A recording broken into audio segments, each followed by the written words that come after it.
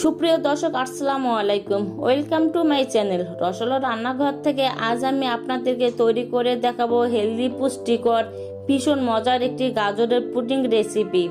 এর আগে আমার চ্যানেলে বেশ কিছু পুডিংয়ের রেসিপি শেয়ার করেছি।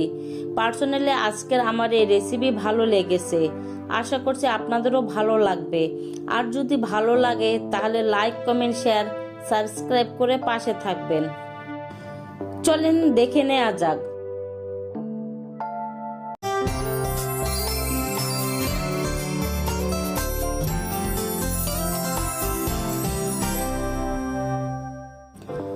গাজরের পুডিং তৈরি করার জন্য প্রথমে লাগবে ফ্রেশ গাজর। ভালো করে ধুয়ে পরিষ্কার করে নিয়েছি। একটি পিলারের সাহায্যে ছিলে নিচ্ছি। তারপর গাজরগুলোকে গ্রেটের সাহায্যে ঝিরিঝিরি করে কেটে নেব।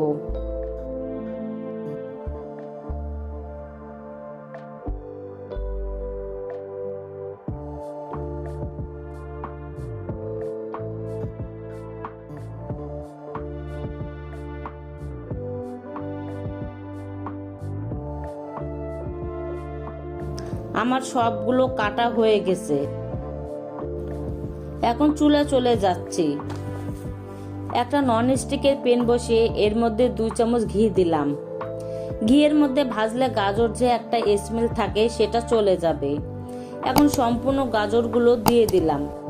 ঘিয়ের সাথে নেড়ে চেড়ে 3 থেকে 4 মিনিট সময় ধরে ভেজে নেব। আপনারা কিন্তু গাজরের পুডিং তৈরি করতে গেলে ঘি বা বাটার দিয়ে ভেজে নেবেন, তারপর পুডিং তৈরি করবেন। এতে করে খুবই টেস্ট ভালো হবে।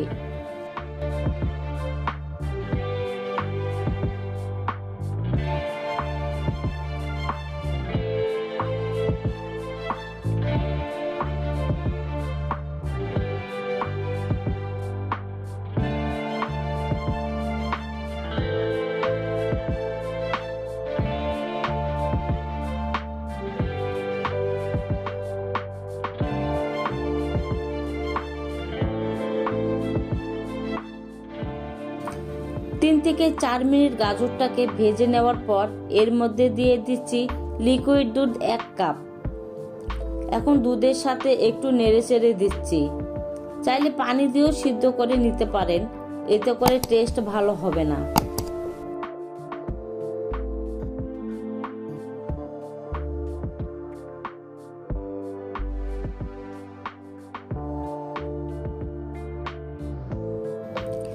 এখন ঢেকে দিচ্ছি সিদ্ধ হওয়ার জন্য। 3 থেকে 4 মিনিটের মধ্যে সিদ্ধ হয়ে যাবে। মিডিয়াম টু লো এর মাঝামাঝি রাখবো। গাজরগুলো দেখেন সিদ্ধ হয়ে গেছে। এখন দিচ্ছি 1/2 চামচ লবণ, এতে করে মিষ্টির ব্যালেন্স ঠিক রাখবে। আরো কিছুক্ষণ ঘন জাল করে নেব। নিয়ে তারপর নামিয়ে ঠান্ডা হওয়ার জন্য সাইডে রেখে দেব।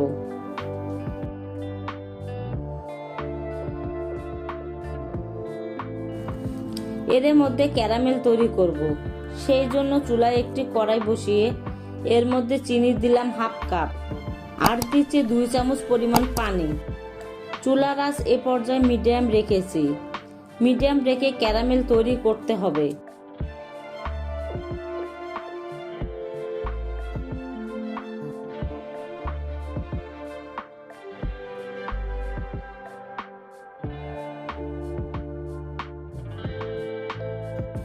ক্যারামেলে হালকা একটু কালার চলে আসলে লোতে করে দিবেন, তাহলে সুন্দর একটা কালার আসবে আর পুড়ে যাবে না। আমার ক্যারামেল তৈরি হয়ে গেছে।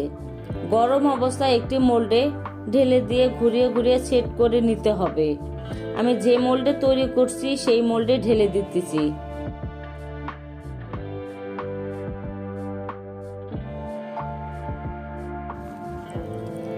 গাজরগুলো আমি ব্লেন্ড করে নিয়েছি।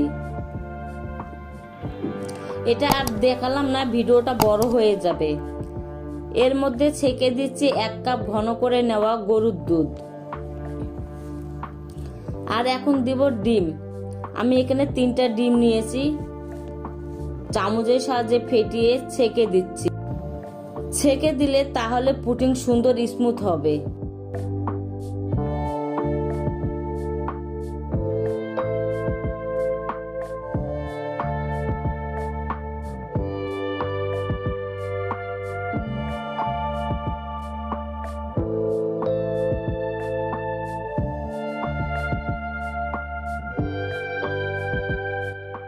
আর দিচ্ছি চিনি 1 কাপ পরিমাণ। দিয়ে মিশ্রণটি ভালো করে একটা হ্যান্ড মিক্সারের সাহায্যে মিশিয়ে নিচ্ছি। মেশাতে মেশাতে চিনিটা এখানে গলে যাবে।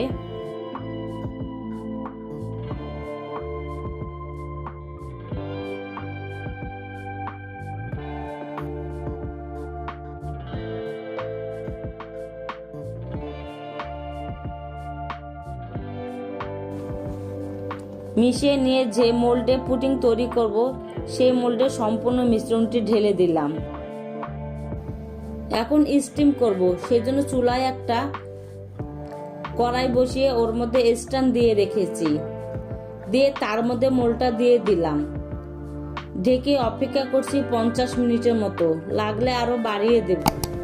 50 মিনিট পর একটা কাঠি দিয়ে চেক করে দেখলাম কাঠিটা ক্লিন এসেছে, তার মানে পুডিংটা হয়ে গেছে। এখন নামিয়ে ঠান্ডা করে আমি ফ্রিজে 3 থেকে 4 ঘন্টার জন্য রেখে দেব। ফ্রিজ থেকে বের করে ছুরির সাহায্যে চারিদিকে ছাড়িয়ে নিচ্ছি। তারপর আমি পুডিংটাকে আনমোল্ড করে দেখাবো। পুডিংটা একটা প্লেটে আনমোল্ড করে দেখাচ্ছি। দেখতে পাচ্ছেন আমার পুডিংটা কেমন হয়েছে। এই পুডিংটা তৈরি করতে কিন্তু বেশি একটা সময় লাগে না, আর ছোট থেকে বড় সবাই পছন্দ করে থাকে। আর আমার রেসিপি ভালো লাগলে লাইক, কমেন্ট, শেয়ার, সাবস্ক্রাইব করে পাশে থাকবেন। আল্লাহ হাফেজ।